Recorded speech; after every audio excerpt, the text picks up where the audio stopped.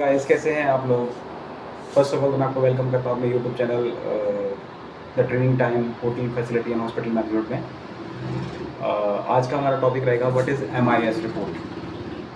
तो MIS report को मैं बताता हूँ। सबसे पहले इसकी फुल फॉर्म क्या है। MIS की फुल फॉर्म है मैनेजमेंट इंफॉर्मेशन सिस्टम। ठीक है, तो इससे आपको क्लियरली हो रहा होगा कि ये एक रिपोर्ट है या एक सिस्टम है जो आपकी मैनेजमेंट को इन्फॉर्मेशन प्रदान करता है आपके पर्टिकुलर डिपार्टमेंट के बारे में या आपकी पर्टिकुलर ऑर्गेनाइजेशन के बारे में। तो मैनेजमेंट इन्फॉर्मेशन रिपोर्ट जो आपकी बनती है वो डेली बेसिस पे भी बन सकती है, वीकली बेसिस पे भी बन सकती है और मंथली और ईयरली बेसिस पे भी बन सकती है। कई बार बहुत सारे सॉफ्टवेयर्स होते हैं जो कि डेली बेसिस पे आप जो लोग आपके मैनेजमेंट जो है आपकी चेक कर सकती है कि भाई इस पर्टिकुलर डिपार्टमेंट का हेल्थ कार्ड क्या चल रहा है।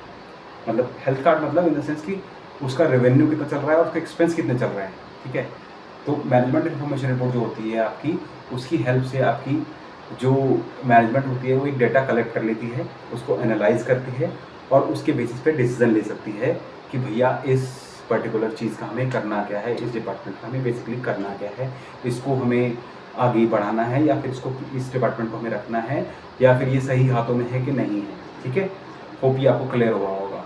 ठीक है, तो मैनेजमेंट इन्फॉर्मेशन रिपोर्ट जब हम बनाते हैं तो उस रिपोर्ट के अंदर एक पर्टिकुलर डिपार्टमेंट की कंप्लीट डिटेल होती है। ठीक है, जैसे मैं आपको बताता हूँ कि हमारे हाउसकीपिंग में, हमारी फैसिलिटी मैनेजमेंट की सॉफ्ट सर्विसेज में जब एक MIS रिपोर्ट बनता है तो मैं बताता हूँ आपको किस तरीके से ये MIS रिपोर्ट बनती है। सबसे पहले MIS रिपोर्ट में हम रखते हैं अपने रेवेन्यू पार्ट्स। ठीक है, जिन भी चीज़ों से हमको रेवेन्यू होता है। ठीक है, तो उसमें मैं आपको बताता हूँ कि जैसे देखिए हाउसकीपिंग के अंदर होटल में रेवेन्यू होता है आपका लॉन्ड्री से। जब आप लॉन्ड्री सेल करते हैं, किसी कस्टमर की लॉन्ड्री प्रोसेस करते हैं, ठीक है, उससे हमें जो रेवेन्यू होता है वो हमारी सेल्स का आता है, मिनी बार सेल्स से। ठीक है, जो मिनी बार हम सेल करते हैं उसकी जो रेवेन्यू, उससे जो रेवेन्यू होता है वो भी हमें उसमें ही उसका रेवेन्यू भी हमें उसमें से आता है। Same goes in facility management. Like facility management जब हम जो अपना STP के बाद, सीवेज ट्रीटमेंट प्लांट के बाद जो पानी सेल करते हैं वो भी हमारा रेवेन्यू में आता है। ठीक है, फैसिलिटी मैनेजमेंट में तो वैसे हम रेवेन्यू ज़्यादा जनरेट करते नहीं हैं अपने डिपार्टमेंट्स वाइज, लेकिन हम अपनी कॉस्टिंग और सेविंग कर लेते हैं, जिसके हम अपना डिपार्टमेंट का कॉस्ट सेव कर लेते हैं, तो उसे भी हम रेवेन्यू में ही काउंट कर लेते हैं। बट MIS रिपोर्ट बेसिकली जैसे मैं आपको होटल के बेसिस पे आता हूँ, जैसे कि आपको बताइए कि जैसे आपको एक डिपार्टमेंट का MIS रिपोर्ट बनना, तो आपको उसमें सबसे पहले सारे रेवेन्यू स्पॉट रखने होंगे कि आपको आपके डिपार्टमेंट में कहाँ कहाँ किस किस चीज़ से आपको रेवेन्यू आता है। ठीक है जी, उसके बाद कुछ सेल आपकी ऐसी भी रहती होगी जो आप वेलफेयर या कॉम्प्लीमेंट्री बेसिस पे कर रहे हैं। वेलफेयर या कॉम्प्लीमेंट्री बेसिस पे कर रहे हैं। वेलफेयर मतलब जैसे कि आप चैरिटी कर रहे हैं या फिर NGOs को खाना दे रहे हैं, इफ एंड बट जो भी कर सकते हो, तो वो सेल आप जीरो पे रखकर, लेकिन आप अपनी मैनेजमेंट को बताएंगे ज़रूर कि आपका खर्चा कितना हुआ उसके अंदर। ठीक है, पहले आप वो सेल्स रखेंगे जो आपको, जिससे आपको प्रॉफिट हुआ, फिर आप चैरिटेबल सेल्स जो आपका, या फिर नॉन चार्जेबल सेल्स रखेंगे जिससे आपको कोई प्रॉफिट नहीं हुआ, बट आपने या तो कस्टमर एंगेजमेंट के लिए किया या फिर चैरिटी के लिए किया, इफ एंड बट जो भी किया आपको इसमें रखना पड़ेगा। उसके बाद आपको अपनी मैनेजमेंट को सारे दिखाने पड़ेंगे आपके एक्सपेंसिव हेड कि मेरे खर्चे कहाँ कहाँ हुए। जैसे कि आपके केमिकल कितना आया, केमिकल की कॉस्ट कितनी रही, फिर आपकी लॉन्ड्री कॉस्ट कितनी रही, आपकी क्लीनिंग कॉस्ट कितनी रही, आपका फसाड क्लीनिंग का कॉस्ट कितना रहा, आपका हॉर्टिकल्चर का खर्चा कितना रहा, आपने जो स्टाफ मैन पावर एक्स्ट्रा मतलब आउटसोर्स मंगवाया वो कितना खर्चा रहा, आपका पेस्ट कंट्रोल का कितना खर्चा रहा। जब आप सारी चीज़ों को कंपाइल करके एक रिपोर्ट बनाते हैं डे टू डे बेसिस पर, उसी को कंपाइल कर मंथली वीकली बेसिस पे बनता है, फिर वही सारा कंपाइल होकर डेटा बनता है ईयरली बेसिस का, जिस मंथली और ईयरली बेसिस का। तो ये जब डेटा हम अपनी मैनेजमेंट को शेयर करते हैं तो उस डेटा को एनालाइज करके, वो कलेक्ट करके जब हम अपनी मैनेजमेंट को शेयर करते हैं तो उस डेटा को एनालाइज करके हमारी मैनेजमेंट कोई भी डिसीजन ले सकती है कि भैया इस पर्टिकुलर डिपार्टमेंट में क्या प्रॉब्लम्स चल रही हैं, क्या ये डिपार्टमेंट बहुत सही चल रहा है, क्या हमारा ये जो स्टेप हमने जो लिया है ये बहुत फ़ायदेमंद स्टेप है हमारे लिए या नुकसानदायक स्टेप है। तो होप मेरा ये टॉपिक ना आपको बहुत मैंने सिंपल तरीके से बता दिया व्हाट इज़ MIS रिपोर्ट। देखो MIS रिपोर्ट हर कोई बनाता है, अगर आप किसी भी ऑर्गेनाइजेशन में जाएंगे, MIS रिपोर्ट सभी ऑर्गेनाइजेशन में मिलती है, होटल्स में मिलती है, आपकी हॉस्पिटल्स में मिलती है, आपकी फैसिलिटी मैनेजमेंट में मिलती है, आपकी IT सेक्टर्स में मिलती है।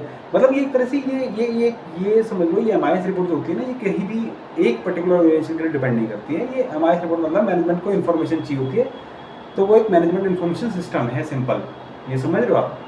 अब मेरा तो चैनल होटल हॉस्पिटलिटी और फैसिलिटी मैनेजमेंट है, तो मैंने आपको उस बेसिस बता दिया कि भैया पहले आपको अपने जितने भी रेवेन्यू रहेंगे वो आपको रखने हैं, उसके बाद आपने जो भी कॉम्प्लीमेंट्री सेल्स या चैरिटेबल सेल्स करिए वो, और उसके बाद जितने भी आपके एक्सपेंसेस हेड रहेंगे वो सारों को कंपाइल करके एक डेटा बन जाएगा। डेटा बनाने के बाद जब आप उससे सारे डेटा को सम करेंगे, सम करके अपनी मैनेजमेंट को शेयर कर सकते हैं कि भैया मेरा ये एक्सपेंसेस रहा था पूरे ईयर का या पूरे दिन का या पूरे मंथ का, और ये मेरे रेवेन्यूज़ रहे थे। अगर रेवेन्यूज़ आपके ज़्यादा रहते हैं, एक्सपेंसेस आपके कम रहते हैं, इस मीन्स आपका डिपार्टमेंट हेल्दी चल रहा है और एक अच्छे हाथों में है। ठीक है, तो ये चीज़ें आपकी रहती हैं, मतलब कि, और ये देखो ऐसा होता है, रेवेन्यू बढ़ाने के बहुत सारे तरीके होते हैं और एक्सपेंस घटाने के भी बहुत सारे तरीके होते हैं।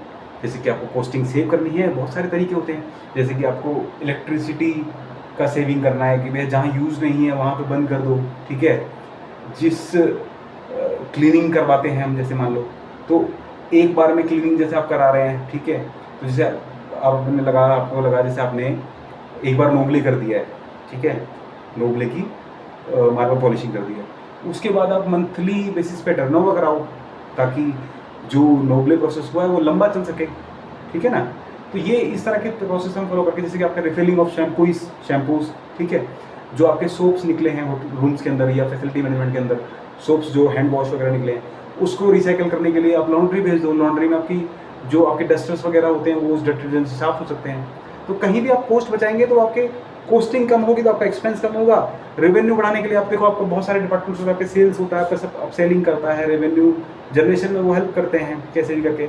मतलब बहुत सारे तरीके होते हैं रेवेन्यू बढ़ाने के। आपका स्टाफ किस लेवल पे ट्रेंड है, कहाँ तक वो एक कस्टमर को पिच करता है चीज़ों को लेके, तो वो कहाँ तक वो चीज़ों को अपसेलिंग कर रहा है, कहाँ तक वो ऑफ़र कर रहा है। ठीक है, कौन कौन से हमारी कंपनी ने डिस्काउंट लगाए हुए हैं जिस वजह से सेल्स बढ़ रहा है। तो ये डिपेंड करता है मैनेजमेंट कॉल पे। ठीक है, लेकिन आपको अपने डिपार्टमेंट का एक हेल्थ कार्ड बना के अपनी मैनेजमेंट को देना ही होता है। इसी को हम मैनेजमेंट इन्फॉर्मेशन सिस्टम कहते हैं। तो होप मेरा ये टॉपिक आपको क्लियर रहा होगा। मैं अपनी पूरी कोशिश कर रहा हूँ ताकि आप लोगों को जितनी मेरे को नॉलेज है मैं आपको शेयर कर सकूँ। Thank you so much for giving your time. Thank you so much.